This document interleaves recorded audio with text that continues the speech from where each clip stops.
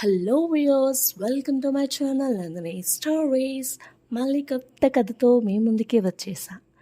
ఒక అడవిలో ఒక నక్క నెమలి స్నేహంగా ఉండేవి. నెమలికి ఆ నక్క అంటే చాలా ఇష్టం. నక్క ఏమి అడిగినా నెమలి చేసి పెట్టేది. ఇలా ఉండగా ఒకరోజు నక్క నెమలి దగ్గరకు వచ్చి దాన్ని అందమైన ఈకలో ఒకటి కావాలని అడిగింది.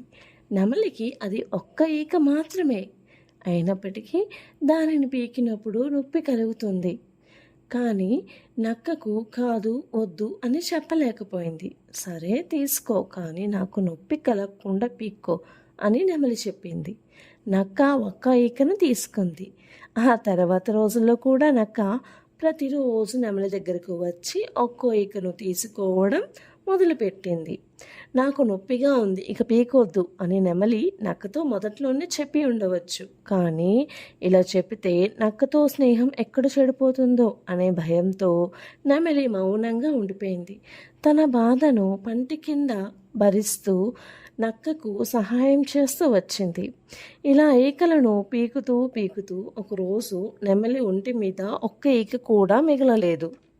ఏ రోజైతే నెమలి దగ్గర ఈకలన్నీ అయిపోయాయో ఆ రోజు నుండి నక్క నెమలిని చూడడానికి రావడం మానేసింది.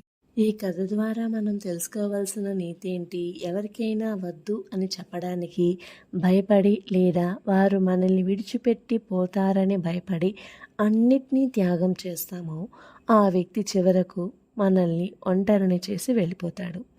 అందుకే మనం ముందే జాగ్రత్తగా ఉండాలి.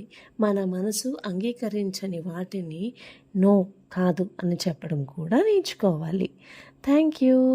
నా కథ కనుక మీకు నచ్చినట్లయితే లైక్, షేర్ అండ్ సబ్స్క్రైబ్. మళ్ళీ మరో కొత్త కథతో కలుద్దాం.